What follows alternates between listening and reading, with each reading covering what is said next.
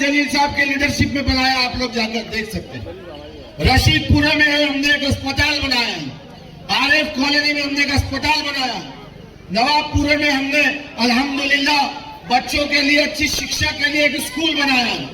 हम पे जातिवाद का इल्जाम लगाने वाले काका साहब काकड़े तुम्हारे सामने मौजूद हैं।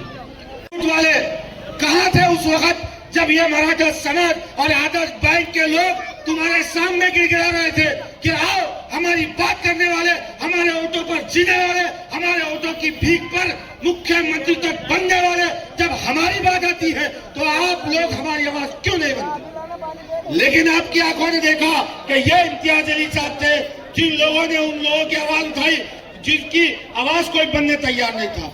आओ मैं तुमको बताता हूँ, यहाँ पर जादववाड़ी मंडी के अंदर एपीएमसी मार्केट यानी कि कृषि उत्पन्न बाजार समिति है।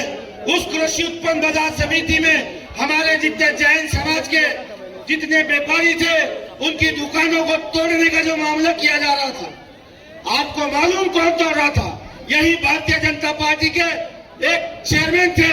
ये चेयरमैन ने उस पार्किंग के ऊपर इलीगल कब्जे के जरिए उन हमारे जैन समाज के व्यापारी भाइयों को उनकी दुकानें तोड़ने का जो प्रस्ताव लाया था उसको अगर किसी ने रोकने का काम किया तो ये इम्तियाज जलील साहब आपके दरमियान में हम पर जातिवाद का इल्जाम लगाते हैं। मैं तुमको बस एक मिसाल देकर अपनी जगह लेना चाहता हूँ। आप लोग सागर में जाते हैं, आपको मालूम है कि जिस तरीके से चप्पल मार्केट है, चप्पल मार्केट के अंदर 47 दुकानें हैं। 47 दुकानों में 21 दुकान हमारे दलित समाज की, हमारे मराठा समाज की, हमारे धनगर समाज की दुकान है। आप लोगों को बताते हुए बड़ी खुशी महसूस करता हूं मैं। अल्हम्दुलिल्लाह इम्तियाज जलील साहब ने वो तमाम जली हुई दुकानों की जिम्मेदारी बनाने की मुझे दी थी। जब वो लोग उठकर मुझे कहते थे कि हमने हमारे समाज के बड़े बड़े लोगों से गुहाई की, हमने हमारे पार्टी के जिसको हम वोट देते हैं उनको कहा कि आप हमारे लिए खड़े हो, जिसको हमने मुख्यमंत्री बनाया, जिसको हमने प्रधानमंत्री बनाया, जिसको हमने खासदार बनाया, जिसको हमने आमदार बनाया, उनको हमने जाकर कहा कि आओ शागन की दुकानें आप हमारी बनाओ, हम आपको वोट देते हैं। वो लोगों ने उनको सिवाय 5,000 रुपए के अलावा कुछ नहीं दिया। मैं अपने आप को बड़ा भाग्यशाली समझता हूँ, मैं अपने आप को बड़ा खुशनसीब समझता हूँ कि इम्तियाज जलील साहब की लीडरशिप में हम लोग काम कर रहे हैं। जब मैंने उनको कहा इम्तियाज जलील साहब इन 47 दुकानों में 21 दुकान हमारे हिंदू समाज के, मराठा समाज के, धनगर समाज की दुकान है, इम्तियाज जलील साहब ने मुझको कहा दोबारा ये बात ना निकलनी चाहिए, जो दुकान हम मुसलमानों के लिए बना रहे हैं वही दुकान हम लोग इस 21 दुकानों को बनाएंगे। और आलीशान उद्घाटन करके इम्तियाज जलील साहब ने बताया कि ये हर समाज को लेकर चलने वाले, हर समाज की आवाज बनने वाले और हर समाज को इंसाफ दिलाने वाले की आवाज अगर कोई है तो वो इम्तियाज जलील साहब। मैं तुमको बड़ी जिम्मेदारी के साथ, मेरे भाई और बुजुर्ग और दोस्तों, पूरे 30 साल के अंदर मेरी जो जगह थी, मेरी जगह थी आखिरी कुर्सी पे। मेरे भाई और बुजुर्ग और दोस्तों, मेरे से क्या ऐसा गुनाह होया होगा कि मेरे को कभी ग्राम पंचायत हो, जिला परिषद हो, पंचायत समिति हो, मेरे को टिकट नहीं दिया जाता। मैंने ऐसा क्या गुनाह किया होगा?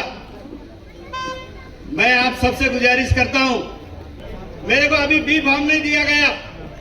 मैं ग्राम पंचायत अपक्ष लड़ा, मैं ग्राम पंचायत अपक्ष लड़ा। मेरे भाई और बुजुर्ग और दोस्तों, मेरे को एक जाने माने हस्ती ने मेरे को जबान दी थी 2 महीने पहले।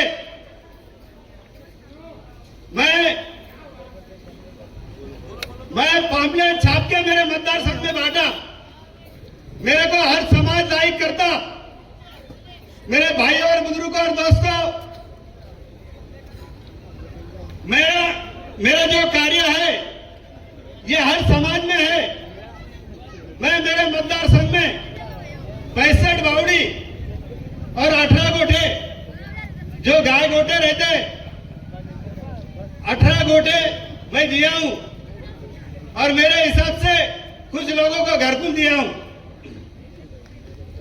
मैं आप सबसे गुजारिश करता हूं, मेरी भांजी है बाकी के लोग बोलते उसके घर के अंदर का कोई नहीं, उसका ये नहीं, उसका वो नहीं। मेरे पूरे 30 साल में मैं दूसरों के लिए वोट मांगता रहा। मेरे घर के लिए मेरे को कभी कैंडिडेट नहीं दिया गया। मेरी जो भांजी है ये आलिमा है, हाफिज है, और मेरा जो भांजा है ये भी आलिम है, हाफिज है। अपने नारेगांव के मस्जिद में इमामत करता। वो कैंडिडेट मेरे ही घर का ऐसा समझो और ज्यादा से ज्यादा वोट दीजिए। मैं इतना बोल के मेरी तकरीर खत्म करता हूं। जय हिंद, जय महाराष्ट्र, जय भीम, जय सेवालाल। अस्सलाम वालेकुम। आज 2026 जिला परिषद सौंगी सर्कल और पंचायत समिति पलसीगन छत्रपति शिवाजी महाराज की, छत्रपति शिवाजी महाराज की। बस का भाऊ, हाँ आम्ही जातीवाद लोक नाहीये, जातीवाद दुसरे लोक आहे। हाँ इम्तियाज जलील जातीवाद माणूस नाहीये। आज मैं ज्यादा वक्त नहीं लेते हुए, आज बॉस को कुछ काम है, मैं इतना ही कहूंगा कि आज जो मजलिस है हर समाज का काम करती है। और जो शकील भाई आपने दर्द सुनाए है, दुख दर्द सुना है, इम्तियाज साहब को हर चीज का इल्म है, क्या कौन कहा क्या। आज पूरे महाराष्ट्र के सांपों की नस्ल को जानने वाला एक ही शख्स है, वो है इम्तियाज जलील साहब। मैं आपसे गुजारिश करता हूं मेरे माँ और बहनों से, आज ये स्टेज शकील भाई ने बताया मेरी जगह कहाँ थी, शकील भाई की जगह पीछे थी। आज देखो मेरे कायद ने शकील भाई को कहां पर बिठाया और क्या करने लगाया। तो मैं आपसे नौजवानों से गुजारिश करता हूं कि आइए मजलिस से जुड़िए। ये कोई जातिवाद पार्टी नहीं है, यही हमारे कैंडिडेट, हमारे भाई इधर लेफ्ट साइड में मौजूद है जो कांग्रेस के इसमें बैठे हैं। अल्लाह उनको भी हिदायत देगा एक दिन इंशाअल्लाह। मैं उनसे भी गुजारिश करता हूं, आज कौम के साथ दीजिए। आज ये बोलने वाले, कैलकुलेशन लगाने वाले एक दिन इम्तियाज जलील का भी कैलकुलेशन लगाते थे, लेकिन अल्लाह ने उनको आमदार बना के कामयाब किया। फिर से कैलकुलेशन लगाते थे, फिर खासदार बन के कामयाब किया, फिर कोई गद्दारों ने उनको सेटिंग लगा के गिरा दिया। मेरी माँ बहनें उनके लिए दुआ करती थी, ये अल्लाह उसको इम्तियाज जलील को गिरना ना दे। मेरे नौजवान बच्चे, मेरे भाई बुजुर्ग सब दुआ करते थे कि इम्तियाज जलील को गिरने ना दे। किसी ने रोजा रखा, किसी ने नमाज पढ़ी, किसी ने शुक्राना नमाज पढ़ी। तो मैं इम्तियाज साहब, ये लोगों ने आज तक तुम्हारे लिए दुआ की। ग्रामीण से आते थे, उनको एक आस रहती थी, हमारा भाई, हमारा दोस्त, हमारा बड़ा भाई खड़ा है, गिरने ना दे। लेकिन इम्तियाज भाई के साथ खड़े रहो, पार्टी के साथ खड़े रहो। ये लोग बोलने वाले, जातिवाद बोलने वाले, आज देखो शकील भाई का क्या हाल किया था, लेकिन किसने दिया इंसाफ? मजलिस ने दिया। और शकील भाई तुम घबराना नहीं, एड़े लोग इतिहास रचते हैं और होशियार लोग उसको बस पढ़ते हैं। और इंशाअल्लाह 9-10 तारीख को वो एड़े लोग का इतिहास पढ़ेंगे इंशाअल्लाह।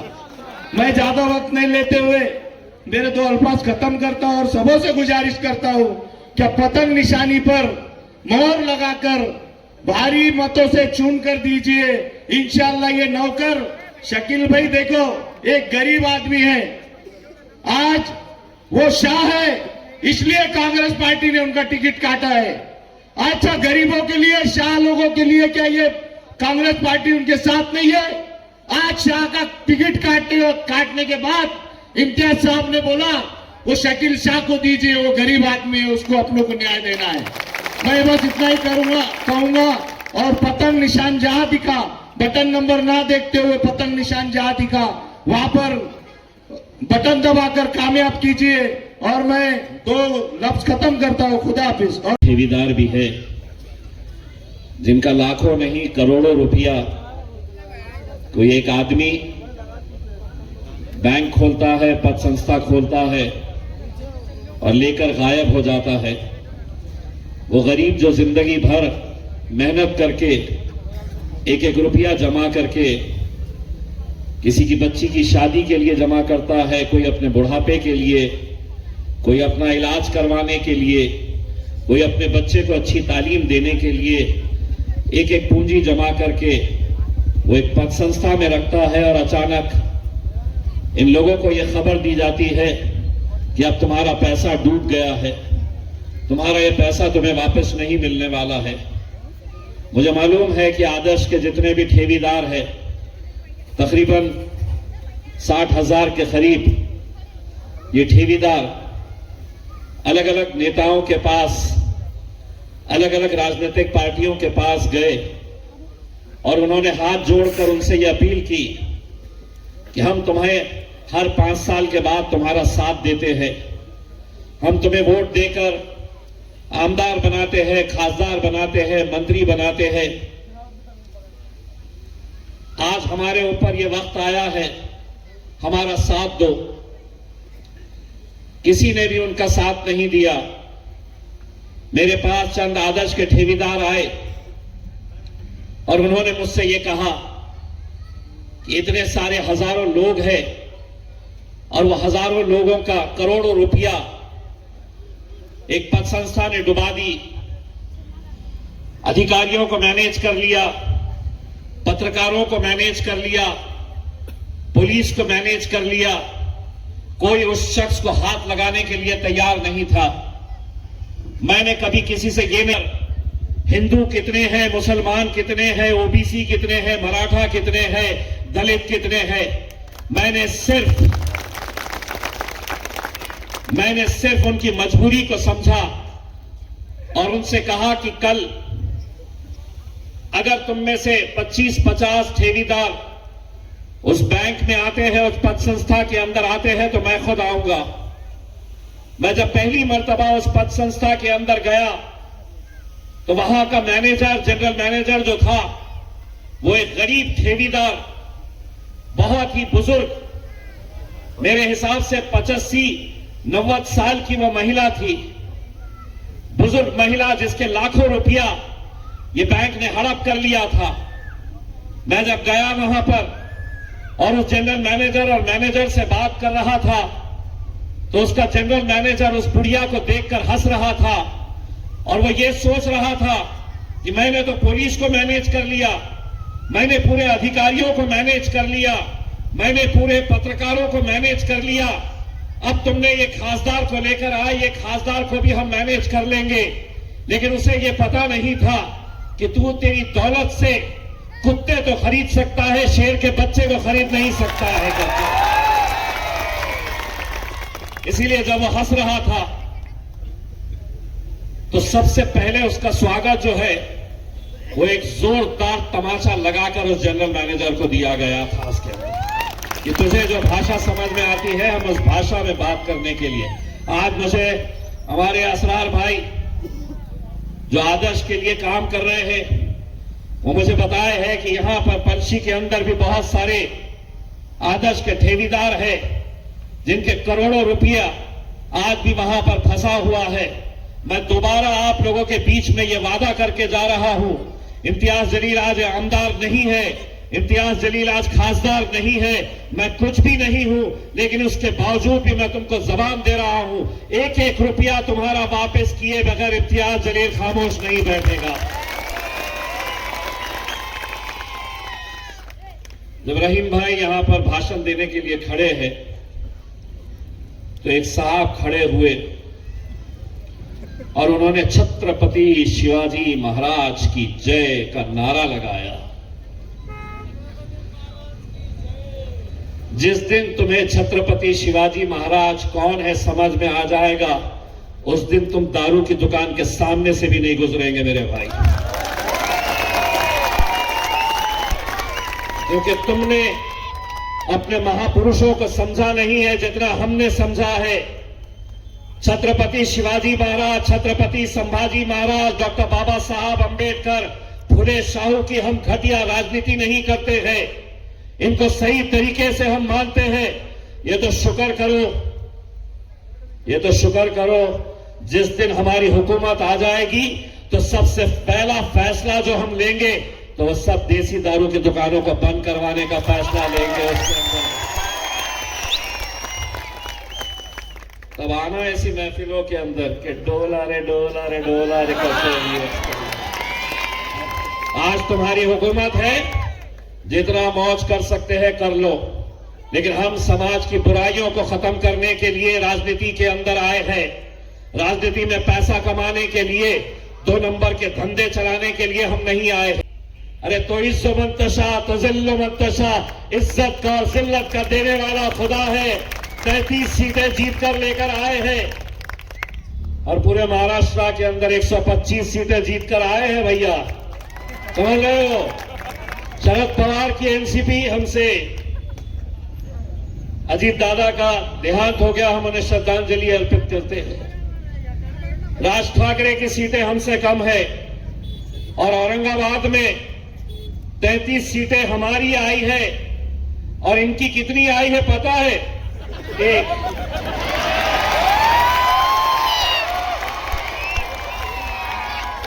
और वो भी क्यों आई है पता है? अगर मेरा गद्दार अगर टिकट वापस नहीं करता तो तुम तो शून्य के ऊपर अटके रहते थे उसके अंदर। 1 सीट आई एनसीपी की, वो एनसीपी की सीट एक हमारा सरदार भाई वो खड़ा हुआ था। भाई गाड़ी जाने दीजिए, थोड़ा पीछे पीछे हो जाए, तकलीफ मत दीजिएगा। पुलिस वाले खड़े हैं, वैसे भी पुलिस हमसे बहुत मोहब्बत करती है, इंतजार करती है कि बाकी ने पूरा रास्ता रोक लिया तो चल जाता है। इम्तियाज जलील का स्टेज छोटा लगना चाहिए।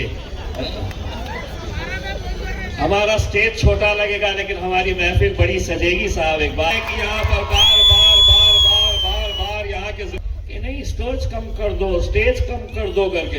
अरे हम अकेले भी खड़े हो जाए ना यहाँ पर तो देखिएगा कि तुम्हारे मुख्यमंत्री से ज्यादा लोग हमें सुनने के लिए आते हैं, क्योंकि उनमें और हममें ये फर्क है कि हम सच बोलते हैं और सच आजकल बहुत कम लोग बोलते हैं। जरा पीछे हट जाइए भाई, तो बैठ जाइए। मैं सिर्फ आप लोगों से इतनी इल्तिजा करने के लिए आ रहा हूं कि जिला परिषद के अंदर पिछले कितने सालों से हम किसे वोट दे रहे तो सामने कौन होती? कभी बीजेपी वाले होते, कभी शिवसेना वाले, कभी राष्ट्रवादी वाले, कि हमको डरा के रखा गया कि अगर इनको नहीं देंगे तो भाजपा आ जाएगी, अगर इनको नहीं देंगे तो सेना आ जाएगी। क्या घंटा टेढ़ा करेगी हमारा वो भी आके और तुमने हमारा तुमने हमारा क्या भला किए हैं, क्या किए हैं हिसाब करिएगा। महफिल तुम्हारी सजाइएगा, जगह तुम्हारी, स्टेज तुम्हारा, वक्त तुम्हारा। आओ मैदान में और बात कर ले, 2 बातें तुम कर लो, 2 बातें हम कर लेते हैं कि तुमने इस कौम के साथ कैसी गद्दारी की है। मैं यकीनन आज जिस दौर से हम गुजर रहे हैं ये असल में पिछले 4 महीनों का नतीजा है। आखिर इंसान हम भी हैं, थक हम भी जाते हैं। यकीनन 4 महीने पहले बिहार का इलेक्शन आया। बिहार में लोग कहते थे कि इनकी 1 सीट भी आना मुश्किल है। इनके बड़े बड़े नेता आते थे, इनके बड़े बड़े नेता आते थे बिहार के अंदर, ऐसे हेलीकॉप्टर में से उतरते थे और बोलते थे कि असदुद्दीन अवैसी एमआईएम पार्टी बिहार क्यों आई है करके, यहां पे इनका क्या है, उनको बोलिए वो हैदराबाद में ही रहे। अब हम ऐसे हैं कि अब हम सुनते नहीं हैं, जो हमसे सवाल करता है हम सूद समेत जवाब दे देते हैं। तो ये हमसे कहते हैं कि वो अवैसी साहब हैदराबाद से यहां बिहार में क्यों आए हैं, तो हम उनको जवाब देते थे कि तुम्हारे मम्मी इटली से आई थी तो हम कुछ बोले थे क्या? आपके मम्मा इटली से आए थे ना, तो उनके लिए हमने कुछ बोला नहीं, लेकिन अवै सीधे है नहीं आना चाहिए। हमने कहा उनको साथ ले लो, हम तुम्हारे साथ लड़ेंगे ताकि भाजपा वालों को हम शिकस्त दे सके। लेकिन अकड़ इतना अहंकार, बोले नहीं इनके तो कुछ आने वाला नहीं है। नतीजे जब आए तो पता चला मजलिस को 5 आए और इनको 6। हम मांग रहे थे 5, हमको दे दो 5, नहीं तो हम तुम्हारे को भी लपेट देंगे करके, लेकिन नहीं बोले नहीं। अब देखिए हालत क्या हो गई है। बिहार में जीते तो नगर परिषद का इलेक्शन आया, नगर परिषद में बोले ये तो शहरों की जमात है एमआईएम पार्टी, इनको छोटे छोटे शहरों में कौन पहचानता है कौन जानता है। 83 सीटें जीत कर लेकर आए पूरे महाराष्ट्र के अंदर, एक नगर अध्यक्ष बना दिए। फिर उसके बाद महानगर पालिका का इलेक्शन आया, बोले 10 जीतेंगे, 5 जीतेंगे, 8 जीतेंगे, 33 जीते यहां पे, और पूरे महाराष्ट्र के अंदर 125 सीटें जीतकर लेकर आए हैं। अब वो खत्म नहीं हुआ तो जिला परिषद का इलेक्शन आ गया। अब जिला परिषद का इलेक्शन आ गया, हमने महानगर पालिका के इलेक्शन के वक्त में ये ऐलान किया था कि हम जितने हमारे कॉर्पोरेटर्स चुनकर आए हैं 125, नगर परिषद के अंदर 88 हमारे कॉर्पोरेटर्स चुनकर आए हैं, हम सबको लेकर जाकर हैदराबाद में एक बड़ी रैली निकालेंगे यहां से और हैदराबाद पहुंचेंगे। लेकिन फिर जिला परिषद का आ गया, मैंने कहा इनको क्यों छोड़ना, तो रुक गए। अब इनको भी लेकर जाएंगे साथ में इंशाअल्लाह जीत कर आने के बाद। शकील भाई आप 30 साल जिंदगी के इतने वक्त बर्बाद क्यों किया? इनका खुद का कुछ सच्चा नहीं है, आपका क्या सच्चा है?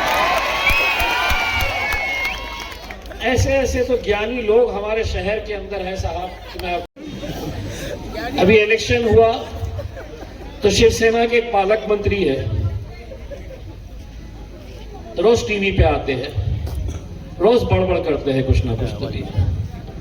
तो इलेक्शन आया तो इलेक्शन कमीशन के पास भाग गए और बोले पतंग की निशानी जो एमआईएम की है वो इलेक्शन कमीशन ने वापस ले लेना चाहिए। क्यों? बोले 15 तारीख के दिन इलेक्शन है और 14 तारीख के दिन मकर संक्रांत है। अब मकर संक्रांत में क्या उड़ाते हैं? अब 14 तारीख के दिन मकर संक्रांत, मी म्हटलं तुम्ही साजरा करा किंवा नाही करा, यावर्षी इम्तियाज जलील खूप जोराने मकर संक्रांती साजरा केली।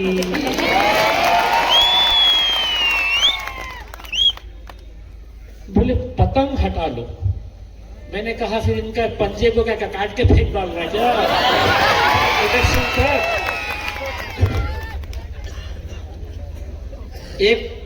एक पार्टी की निशानी सूरज है। मैं बोला कहीं ज्ञानी वो वहां पे पहुंच ना जाए कि साहब 15 दिन तक सूरज निकलना ही नहीं चाहिए। ये दरअसल क्यों हो रहा है मालूम क्या? ये क्यों बोलते हैं ऐसे लोग मालूम क्या? तुम्हारे जैसे ही है वो डोला रे डोला रे डोला। अगर बोलता है ना तो क्या बोलता है किसी को कुछ समझ में नहीं आता। बस आप लोगों से इतनी मैं इल्तिजा करता हूं मेरे भाइयों, एक मौका मिला है, इतने सालों तक आपने अलग अलग पार्टियों को अपनाया है, और अगर किसी एक इंसान को अगर ये लगता है कि इम्तियाज जलील या मजलिस एमआईएम पार्टी जातिवादी पार्टी है, तो मैं आपको बताता हूं, मेरे जो साथी है काका साहब काकड़े, ये लड़का 10 साल से हमारे साथ जुड़ा हुआ है। एक मर्तबा भी मुझसे कहा नहीं था कि मुझे साहब कॉर्पोरेटर का टिकट दे देना करके। हमने खुद ने इसको बुलाया और सिर्फ टिकट ही नहीं दिया, इसको जिताकर भी हमने लेकर आए। विजय श्री जाधव हरसूल के अंदर हरसूल प्रभाग की हमारी एक एसटी समाज की बहन इलेक्शन के दिन जब फॉर्म भरने का आखिरी दिन था, उस दिन हम उसके घर पर गए। उसके घर पे जाकर हमने उससे कहा कि तुम हमारे पार्टी से इलेक्शन लड़ो। उसका राजनीति से कोई संबंध नहीं था। उसका पति एक हॉस्पिटल के अंदर एक छोटी सी क्लर्क की नौकरी करता है। हमने खुद ने उससे कहा कि तुम लड़ो, हम जिताएंगे तुम्हें। हमने उसको टिकट दिया और टिकट देकर अल्हम्दुलिल्लाह उस बहन को भी हमने जिताकर लेकर आए। आम्ही जातीवादी एकदा कधी आम्ही विचारलं होतं का की हे 60,000 जे ठेवीदार आहे त्यांची जात काय आहे, त्यांचा धर्म काय आहे, माझ्यावर किती केसेस मी करून घेतलं, मेरे ऊपर कितने केसेस पुलिस वालों ने रजिस्टर किए। क्यों? क्योंकि मैं गरीबों की लड़ाई लड़ रहा था और जिसे लड़ना चाहिए था उनकी लड़ाई। क्योंकि ये कोई भी, जितने भी ठेवीदार थे, उन्होंने मुझे अपने मुंह पर कहा था कि इम्तियाज जी, हमने कभी आपको वोट नहीं दिया, हमने गैरों को वोट दिया था, लेकिन जब हमारा वक्त आया तो किसी ने हमारा साथ नहीं दिया। हम इंसानियत के लिए काम करने वाले लोग हैं। हम सिर्फ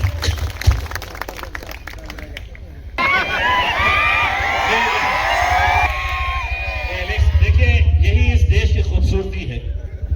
लोकशाही इसे ही कहते हैं कि हर राजनीतिक पार्टी को अपने उम्मीदवार खड़े करके लड़ने का इख्तियार है, लेकिन हर कोई लड़ सकता है। एमआईएम क्यों आई है लड़ने के लिए? उनका गोटियां खींच के बैठना पार्टी है, सब लड़ेंगे। नहीं, हमने नहीं लड़ना। हमने लड़े तो सारी तकलीफ। बहुत सालों के बाद मौका मिला है अपनी जमात, अपना झंडा, अपना डंडा, अपना मांझा और अपनी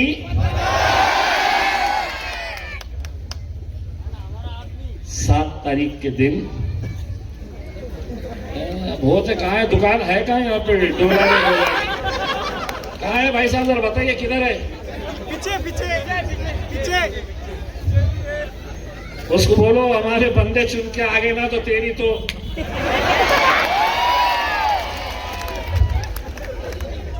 ये सब चीजें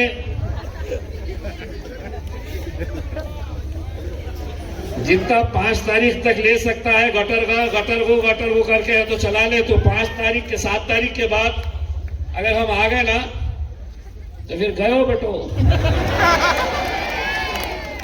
तो मैं आप लोगों से सिर्फ इतनी इंतजार करने के लिए आया हूं मेरे भाई कि इतने सालों के बाद आप लोगों को ये मौका मिला है कि मजलिस इत्तेहादुल मुस्लिमीन को आप अपना वोट देकर कामयाब करिए।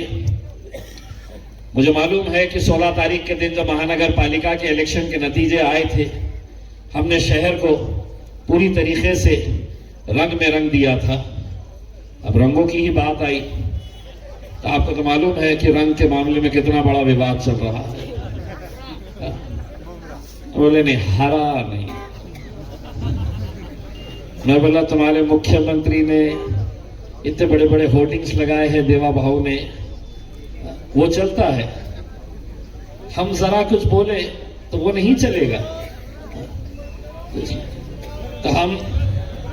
तो हम आप लोगों से सिर्फ इतनी इल्तिजा करना चाहते हैं, ये शहर हमारा अपना शहर है, ये राज्य हमारा अपना राज्य है।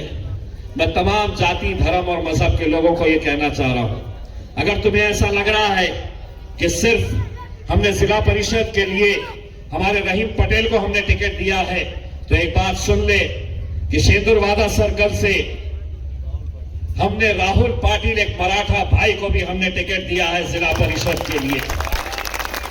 हमने हमारे ओबीसी 2 भाइयों को हमने टिकट दिया है जिला परिषद के लिए और पंचायत समिति के लिए। कोई भाजपा वाला ये कह के यहां से गाड़ी गुजरी है, उनसे पूछना था कि तुम कितने मुसलमानों को टिकट देते हैं।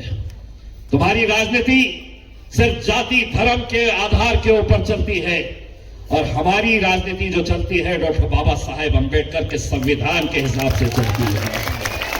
हमारी सोच छत्रपति शिवाजी महाराज, छत्रपति संभाजी महाराज, फुले शाहू के हिसाब से चलती है। हमने कभी इन महापुरुषों का हमने राजनीति के लिए इस्तेमाल नहीं किया और ना इंशाअल्लाह कभी करेंगे। जहां पर भी जो भी मुश्किल के लिए खड़े रहेगा, जिस किसी के ऊपर भी मुश्किल आएगी, आफत आएगी, सबसे पहले अगर तुम्हें कोई तुम्हारे बचाव के लिए खड़े रहेगा तो वो इम्तियाज जलील तुम्हारा बेटा, तुम्हारा भाई खड़े रहेगा इंशाअल्लाह। बस आप लोगों से यही इंतजार है, न नाम देखे न नंबर देखे, जहां पतंग की निशानी दिखे बस पतंग की निशानी के ऊपर मोहर लगाओ और 9 तारीख के दिन जश्न की तैयारी करो। बहुत बहुत शुक्रिया। मैं जनता से आह्वान करूंगा, विनती करूंगा और रिक्वेस्ट भी करूंगा कि मेरे को सबसे ज्यादा वोट से जिता के दीजिए और आपकी खिदमत करने का मौका दीजिए। मैं 30 साल कांग्रेस में था, मैं 10 साल ग्राम पंचायत का सदस्य था। मैं ग्राम पंचायत के माध्यम से मेरे से जितना भी हो सके उतना जो है तो मैं काम किया। मैं मेरे मतदार संघ में 65-70 बावड़ियों का काम किया हूँ, 18 गोठे, गाय गोठे, और जो गरजवंत लोग हैं उनके लिए मैं घरकुल योजना में से उनके लिए कुछ न कुछ कर सका। कौन से मुद्दों को लेकर आप जो है तो इलेक्शन में उतरे? मैं ये मुद्दों को लेके निवडणूक लड़ रहा हूँ कि जिला परिषद के अंदर जो भी कुछ जो निधि आता है, पंचायत समिति का भी जो निधि आता है, ये ज़्यादा से ज़्यादा मेरे किसान भाइयों को और मेरे नौजवान साथियों को उसका लाभ हो। और बावड़ी रास्ते नहीं रहते इधर खेतों के लिए जाने के लिए, यहाँ से औरंगाबाद शहर की जो मंडी है ये बहुत करीब है और तरकारी यहाँ से बहुत जाती है और किसानों को जो है तो रास्ते के लिए बहुत दिक्कत होती है। मैं सबसे ज़्यादा जो है तो मैं रास्ते का ये करूँगा। अभी जो निशानी क्या है? मेरी जो निशानी है वो है पतंग। ठीक है, हाँ बिल्कुल बिल्कुल, बेशक रास्ते को हम दुरुस्त तो करेंगे। मैं इससे पहले भी जो है तो 3 बार मैं मेरे जेब से खर्चा करके ये रास्तों का जो है तो मुर्मीकरण किया था। मैं कम से कम 50 से 60 बड़े डंपर हैवा खुद के जेब से मैं उसके गड्ढे लेवल किया था, डागडूजी लेवल किया था। मैं कोई ऐसी बात नहीं कर रहा कि ये हकीकत है। पलसी के लोगों से आप क्या अपील करेंगे? पलसी के लोगों से मैं ये अपील करूंगा, मेरे जो मतदार संघ के जो जितने भी लोग हैं मेरे को ज़्यादा से ज़्यादा वोट दे के कोई ना कोई इतिहास रचे, मेरे को खिदमत करने का मौका दे।